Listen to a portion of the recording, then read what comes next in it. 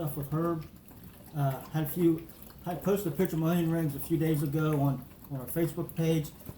What's on your plate? Herb wants to know. So if you get a chance to look at it and join it.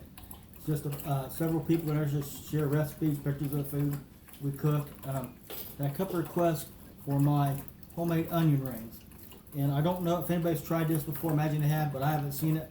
So I'm claiming this recipe as my own. And what I do, and to save time, I'm doing things like let them sit and soaking them that I would normally do. I'll tell you about it, but I just don't have the time to do it because I don't think you want to sit here and watch me all that time just waiting for food to sit. What I do, I have some milk, then I add some, I don't really measure anything out. I have some flour here, add some garlic powder to it, and some pepper.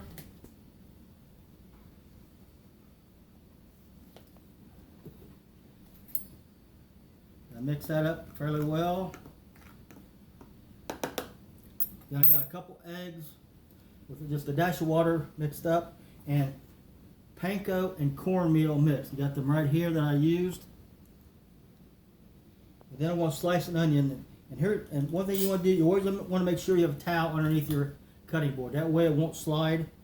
And to make your cutting easier, get a hair pick, unused. Stick it in there. And this really evens up your onion rings fairly well.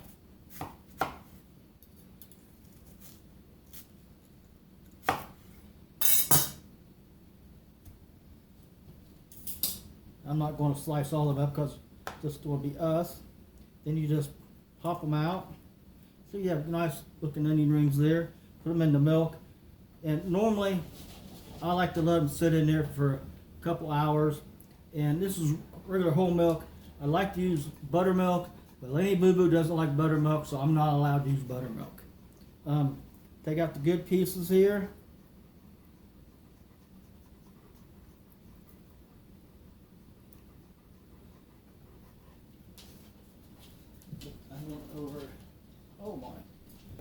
Over here.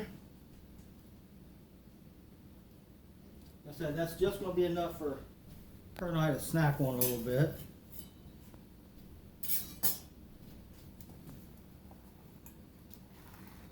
Then I soak them in the butter and the milk. Like I said, I usually let them go sit there for an hour and a half or so. Then I dip them in the flour. And these are really good onion rings. You'd be surprised. And then the egg. Then the panko.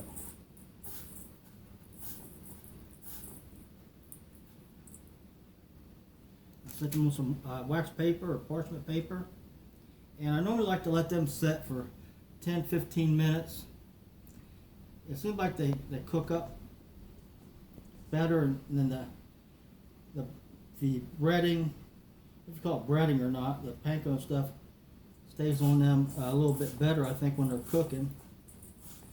And I kind of made this up as I saw onion rings being cooked on TV, and I thought, well, I want to see what I can do here, something different than what they've done that I saw, what I've seen. And I thought I'd try this, and really on the first crack at it, they come out pretty good. I keep told Lenny Boo Boo I want to try different things, and she gets mad at me because why you mess up something you already can do. So I more or less try to keep it pretty much the same. You can add maybe some garlic powder or something to the milk when you soak it. It might put a little bit more flavor to it, but I think it does okay. And these usually stay crisp all along. Yeah, when I posted this picture, I had it with Iowa loose meat sandwiches, and I thought, well, where's this picture people want to talk about, ask about them sandwiches, but no, they asked about the onion rings. And a friend of mine, Tim Johnson from Minnesota, he said he's in the food service industry, and he said those really look like they're the bomb. And someone else said they'd like to see a video on it. So a couple people wanted to see it, so I thought I would do it. It'd be fairly easy to to do these. They may go along good with Spam fries. I don't know. It'd be something to try. You could probably cook them together because they don't take very long.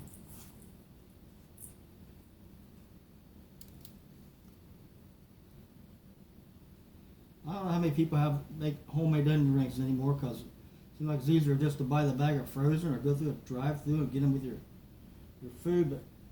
But I think this makes a world of difference when you're having a cookout or people over and you want to impress them a little bit.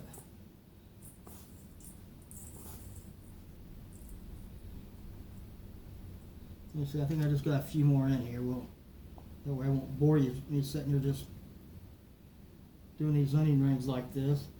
Get the grease heated up to about 350, 360, something like that.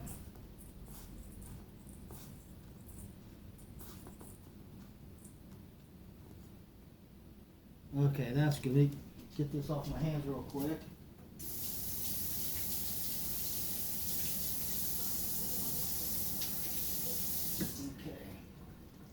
Get this stuff out of the way.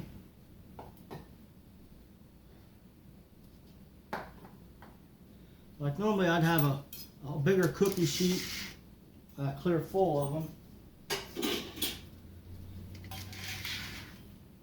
The oil is up to temperature, and I don't like to just put them in the basket because I think sometimes they stick to the bottom of the basket, so I'll put the tray in there. I'll dip them in there one at a time.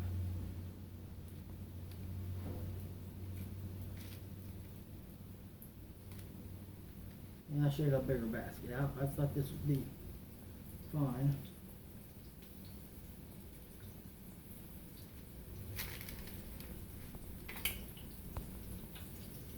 Just kind of watch them a little bit. Once they start getting those golden brown, try and turn them.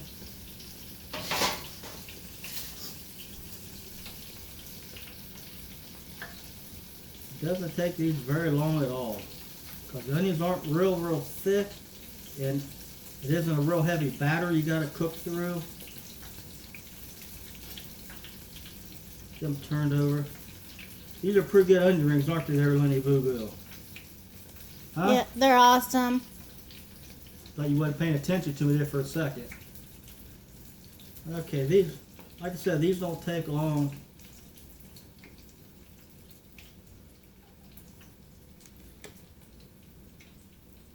In fact, I think they're done. And I said this before, and once again, I'm going to say it again. Do not put your hands right into the basket to get them out. Either use this to get them out of the oil, or get them and just dump them.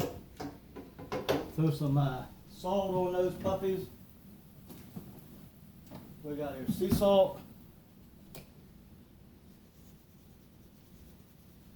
And there you go. You get that, Lenny Boo Boo? I know this is a quick, simple video, but a couple people said they wanted to see this. And if you like what you see, click like. If you want to find out when we have more of these going on without me throwing it on your Facebook page or whatever, forcing you to look at it, click subscribe. And let us know what you think. These are just simple things that I enjoy doing, and maybe a few tips like the hair pick for the onion rings and things like that. Thank you for watching. Bye.